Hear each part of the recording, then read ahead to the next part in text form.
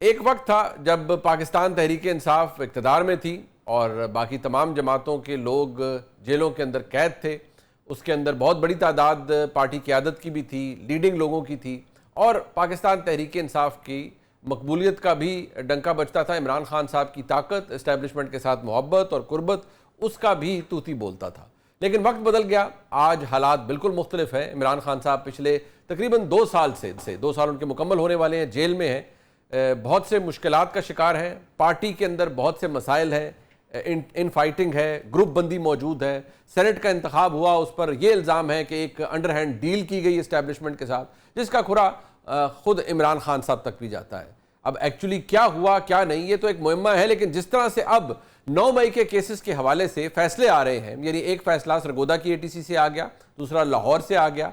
अब एक ताज़ा और अहम खबर यह है कि अगले 8 से 10 रोज़ या 12 रोज़ के अंदर मुमकिन तौर पर फैसलाबाद की इंसदाद दहशतगर्दी की अदालत से भी एक फ़ैसला आ सकता है, जिसके अंदर पाकिस्तान तहरीक इंसाफ की तकरीबन कोई 19 से 20 लोग जो कि क़यादत के अंदर है वो मुतासर हो सकते हैं। इनमें चंद MNA साहिबान भी हो सकते हैं, शायद कुछ MPA भी हों, सेनेट के लोग भी हो सकते हैं। जिन लोगों के नाम लिए जा रहे हैं वो ये कि राय हैदर अली साहब जो कि एक MNA है पाकिस्तान तहरीक इंसाफ के, इसी तरह राशिद शफीक साहब जो कि भतीजे हैं शेख रशीद साहब के, वो उमर अयूब साहब जो कि कायदे हिज़्ब इख्तिलाफ हैं कौमी असम्बली के अंदर, शिबली फराज साहब जो कि कायदे हिज़्ब इख्तिलाफ हैं सेनेट के अंदर। इन तमाम लोगों और इनके साथ और भी लोगों के नाम शामिल हैं कि इनके खिलाफ मुतवक्का तौर पर फैसले आ सकते हैं और फिर इन्हें नाअहली का सामना भी करना पड़ सकता है। अगर ये होता है तो पाकिस्तान तहरीक इंसाफ के लिए मसाइल बहुत बढ़ जाएंगे।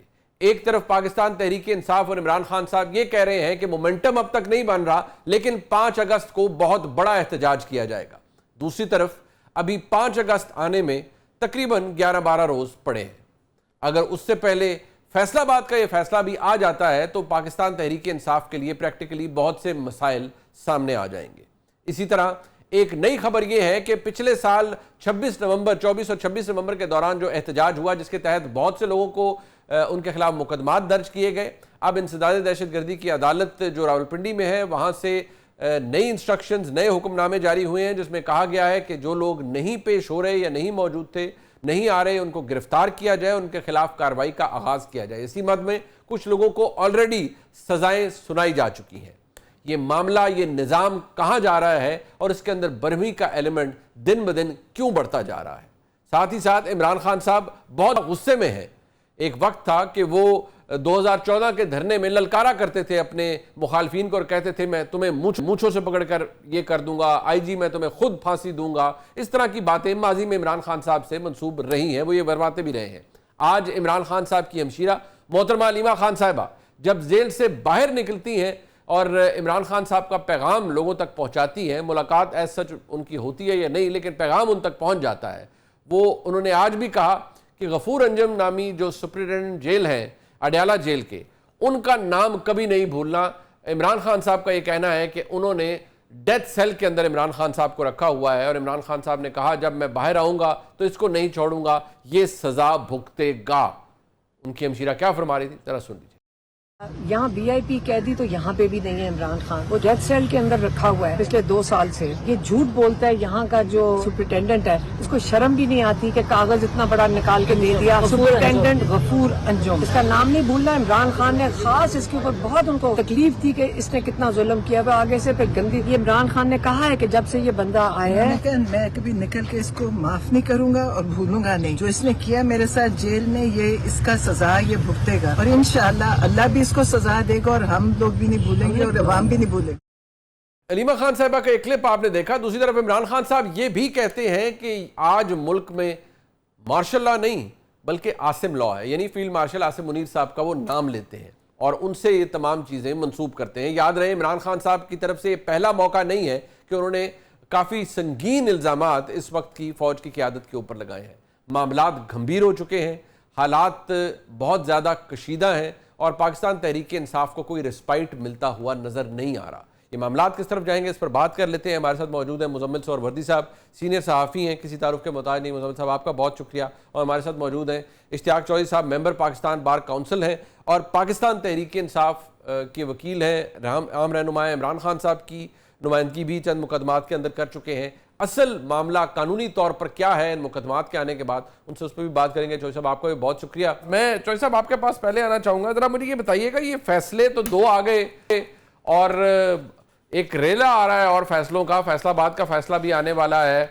वहाँ पर जो एक मुकदमा चल रहा है अगले 8 से 10 रोज़ में, अभी लाहौर के और मुकदमे हैं। तो इस तरह तो पाकिस्तान तहरीक इंसाफ की बाय एंड लार्ज ऑलमोस्ट सारी क़यादत ही अगर सज़ा होगी तो फिर नाअहली होगी। ये तो बड़ा एक पार्टी के लेवल पे भी बहुत बड़ा क्राइसिस डेवलप हो जाएगा पार्टी के लिए। देखिए मुनीब भाई, बात सिर्फ इतनी सी है कि जब आप तय कर लेना कुछ, तो फिर उस तय करने में तबाही निकले, मुल्क तबाह हो, पार्टी खत्म हो, तो फिर बाकी सारी चीजें सेकेंडरी हो जाती हैं। अब आप देखें कि जो सरगोदे वाला फैसला आया है, आपने उसको जजमेंट को पढ़ा हो, आप भी बेहतर समझते हैं जी। लेकिन उसके अंदर ये कहा गया कि ये 2-3 लोग जो हैं, इन्हें आज भी ये डिनाई नहीं कर रहे अपनी पीटीआई से एफिलिएशन। ना 342 की स्टेटमेंट में कोई चीज आया, ना इनके खिलाफ कोई शहादत आई, ना इनके खिलाफ कोई डॉक्यूमेंट आया, ना इनका नाम किसी गवाह ने लिया।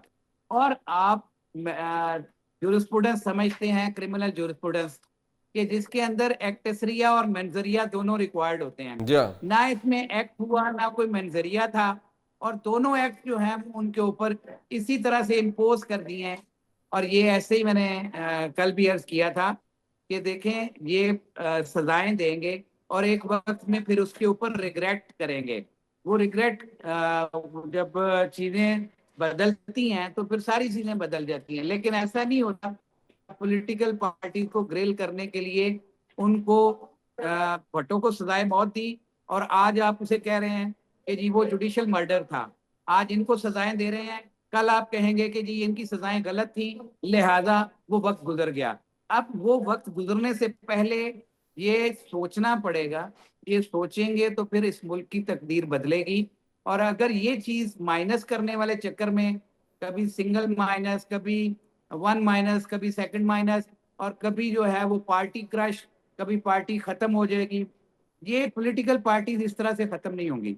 ये चाहे किसी को नाअहल करें, चाहे पार्लियामेंट में से सारे बंदों को नाअहल करके घर बिठा दें, पीटीआई जो है वो इमरान खान के नजरिए के साथ है और लोगों के अंदर उसकी मकबूलियत खत्म नहीं की जा सकती। जब तक आप लोगों में उसकी मकबूलियत को खत्म नहीं करेंगे तो जितनी मर्जी सजाएं दे दें, वो फिर उसका कोई फायदा नहीं। यही सजाएं कल को खत्म होंगी, जैसे इद्दत केस में खत्म हुई, जैसे साइफर केस में खत्म हुई, बिल्कुल इसी तरह से ये खत्म हो जाएगी। ये सजाएं अगर मुजम्मिल सोहरवर्दी साहब, अगर जो ट्रैक रिकॉर्ड है हमारे मुल्क में कि जब कोई ज़ेरे अताब हो फैसले आते हैं, फिर सजाएं मुअत्तल होती हैं, सजाएं ओवरटर्न हो जाती हैं, क्या वैल्यू है इन सजाओं की? और क्या आने वाले वक्त के अंदर हम भी यही बात कर रहे होंगे कि देखिए इस दौर में भी फैसले आए और उनकी नौयत सियासी थी, जोर ज़बरदस्ती के फैसले थे और फिर ओवरऑल जाकर किसी स्टेज पर ओवरटर्न हो गए? मैं पहली बात तो ये कहूँगा कि ये मकबूलियत जो है वो आपको खुद को कानून से मुबर्रा नहीं करती। आप ये कहें कि मैं बहुत मकबूल हूँ और मैं पाकिस्तान के कानून से मुबर्रा हूँ, तो ये तो मुमकिन नहीं है। मकबूलियत आपको कानून से अपर हैंड तो नहीं दिलाती है। लिहाजा ये तो कोई दलील नहीं है कि हम बड़े मकबूल हैं लिहाजा हमें शोहदा की यादगारें तोड़ने की इजाज़त होनी चाहिए। हम बहुत मकबूल हैं, हमें कोर कमांडर के घर को आग लगाने की इजाज़त होनी चाहिए। हम बहुत मकबूल हैं, हमें GHQ का गेट तोड़ने की इजाज़त होनी चाहिए। ये मकबूलियत की नई तारीफ है जो हमें सुनाई जा रही है कि मकबूलियत जो है वो आपको मुल्क में इदारों पर हमला करने का इख्तियार देती है। मेरा नहीं ख्याल कि मकबूलियत आपको ये इख्तियार देती है। मकबूलियत आपको जिम्मेदारी देती है कि आपने इन कामों से दूसरों को भी रोकना है, बजाय इसके कि खुद ये काम करने हैं।